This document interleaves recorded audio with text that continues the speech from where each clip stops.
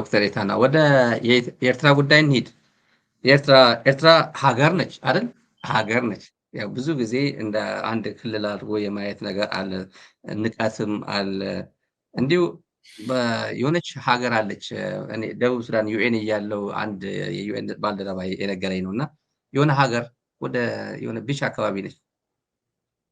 ህዝቡ ሁሉ ይተዋወቃል፣ ሁላችን እንተዋወቃለን አለ። ጥቂት ሰው ነው ማለት ነው።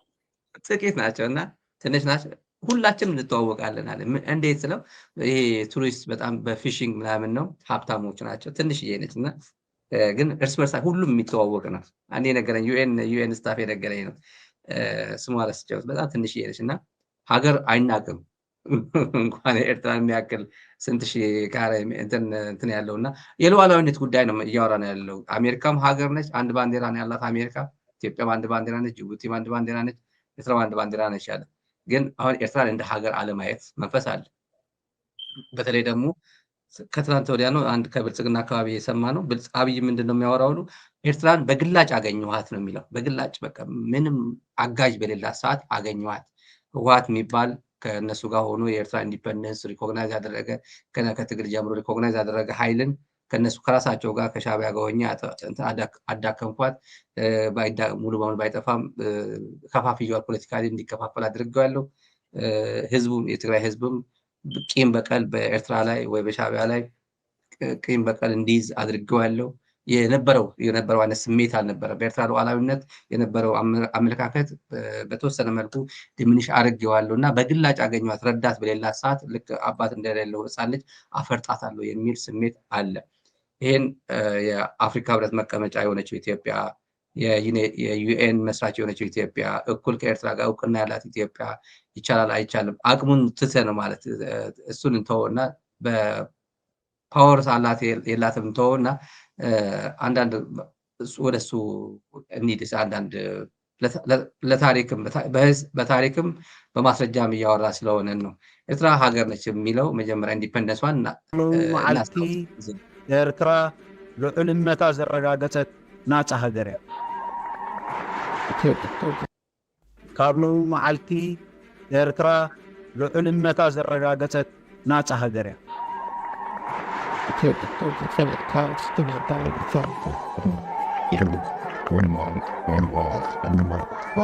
Eritrea came to independence following a long struggle through a democratic act of self-determination. The United Nations is proud to have been associated with that process and with the birth of Eritrea as an independent nation.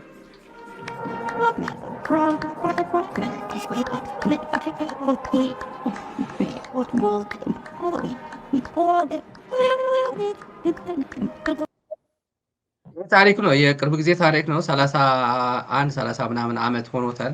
ይሄን እውነታ ሆኖ ይሄ መሬት ላይ ያለው እውነት ነው። ይሄን ሪኮግናይዝ አላደርግም ብሎ እንዲህ ያለ ሰውዬ ግን አለ። ወደ ከትላንት ወዲያ የቀይ ባህር ጉዳይ ለኢትዮጵያ የህልውና ጉዳይ ነው። ብልጽግና ኖረ አልኖረ፣ ይሄ ምክር ቤት ኖረ አልኖረ፣ 130 ሚሊዮን ህዝብ፣ ኢኮኖሚው እያደገ ያለ ህዝብ፣ መለወጥና ከድህነት መውጣት የሚፈልግ ህዝብ ጫፉ ተሰምሮለት ተዘግቶ እስር ቤት ሊቀመጥ አይችልም።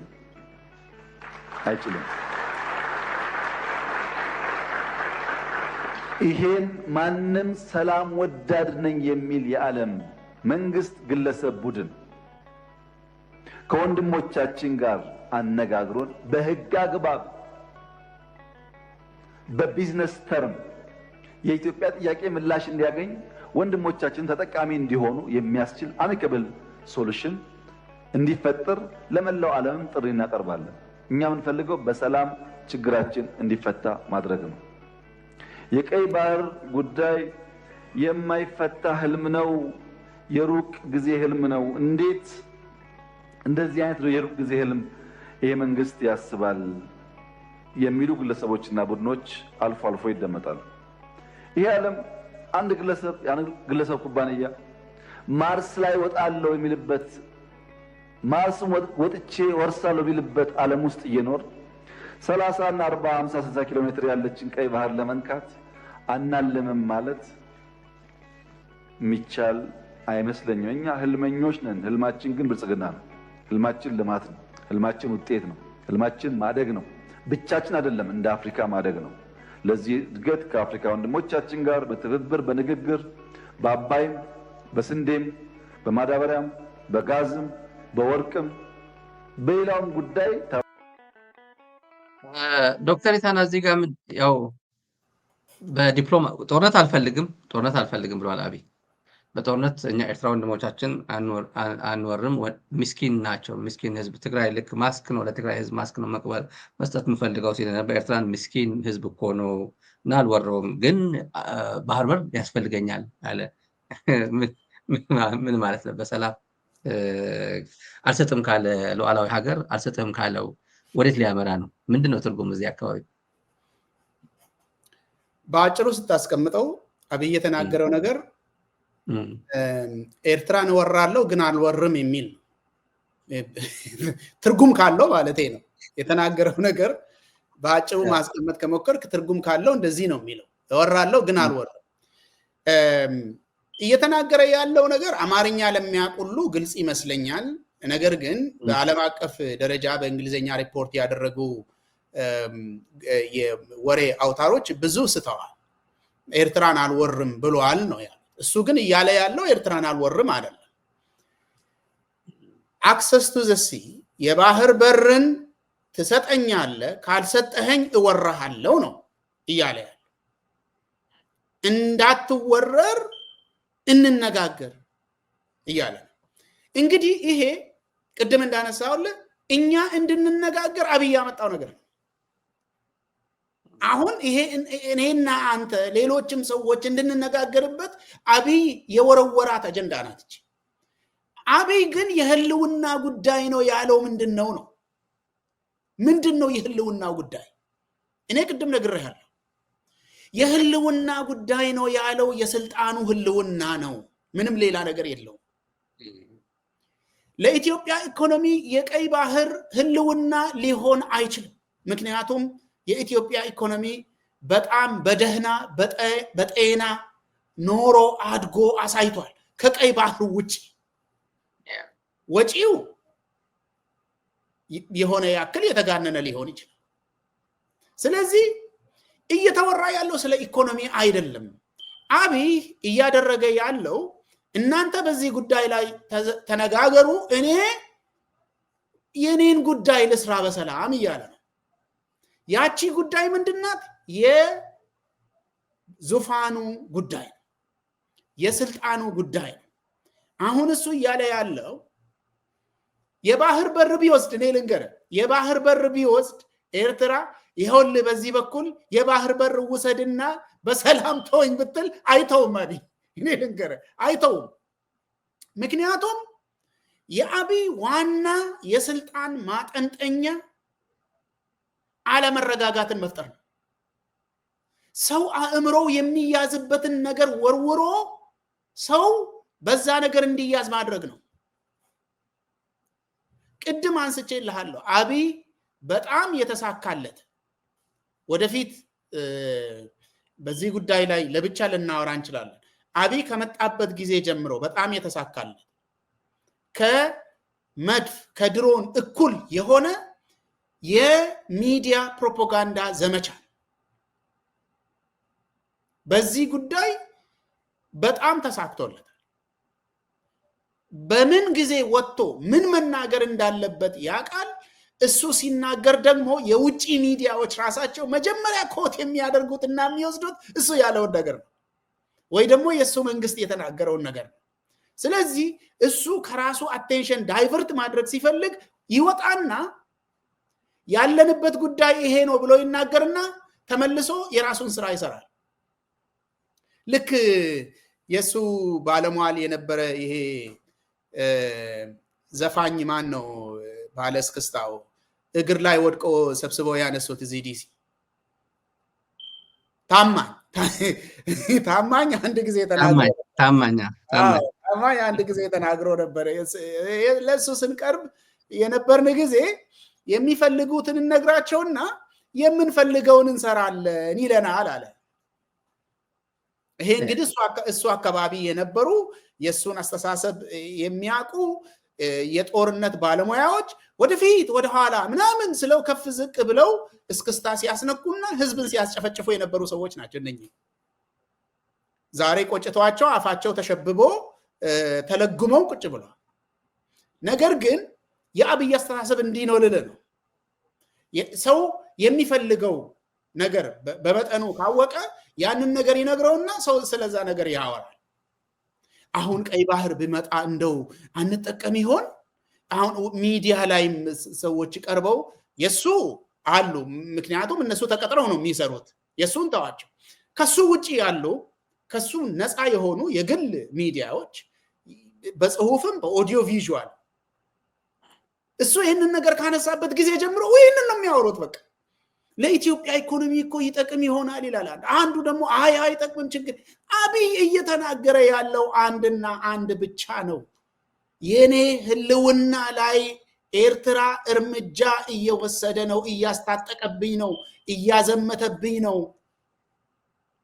ሰዎችን አደራጅቶ እየላከብኝ ነው።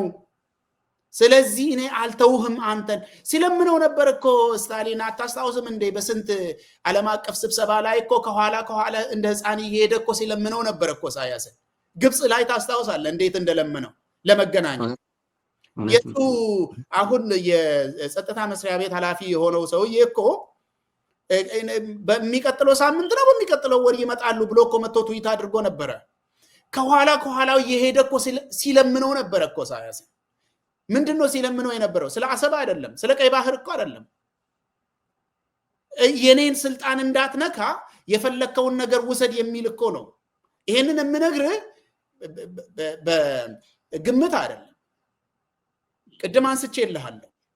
የአገር ሉዓላዊነት ላይ ጉዳይ ቢኖረው ኖሮ የትግራይ ወረዳዎች ተወስደው እኮ ከሰላም በኋላ የጦርነቱን ጊዜ ሌላ ጊዜ እንቁጠረውና ከሰላሙ በኋላ የተያዘውን መሬት እኮ ማስለቀቅ የሱ ኃላፊነት ነበር።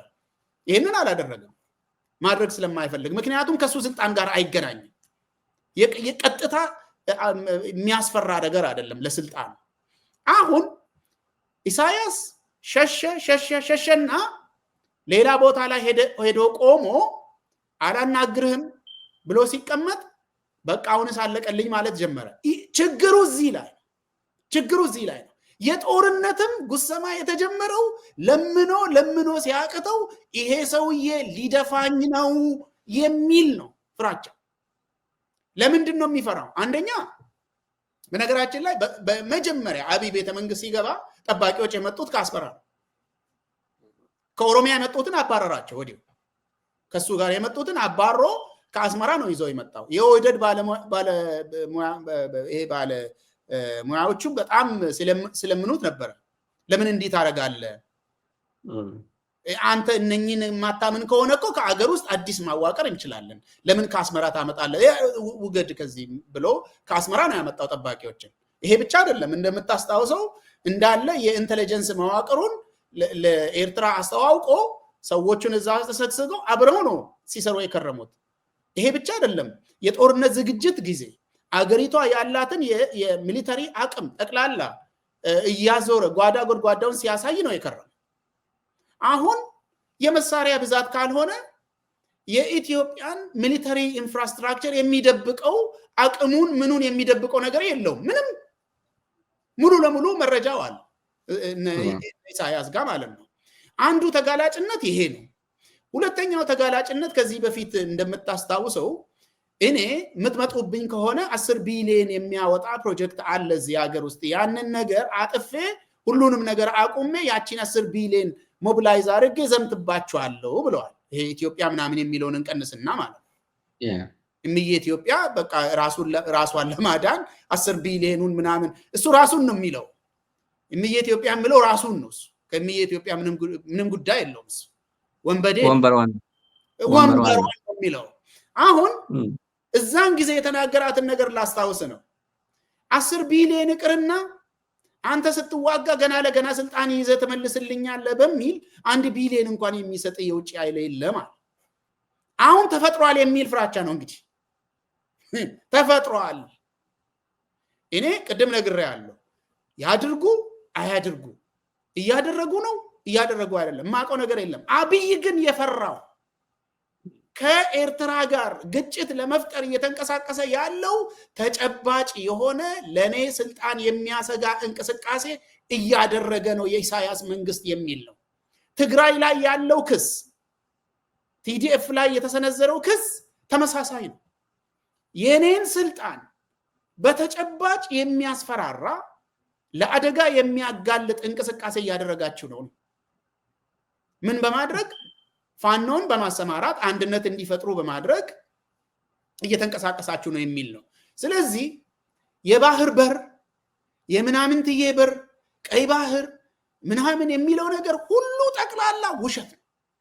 ከሱ ጉዳይ ያለው ነው። አብይ ያለው ጉዳይ ከወንበሩና ከወንበሩ ጋር ብቻ ነው።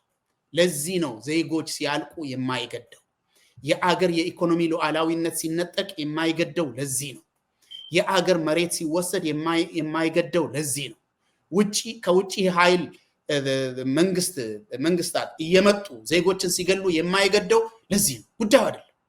የሱ ጉዳይ ስልጣንና ስልጣን ብቻ ነው። ያቺ ነገር ለአደጋ ከተጋለጠች በህይወት ብትኖር እናቱንም አይምራት። አሁን እሷ ናት የነገረችኝ ብለዋል አይደለም?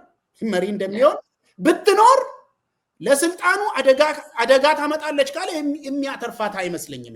እንደዚህ አይነት ሰው ነው ሰውየው።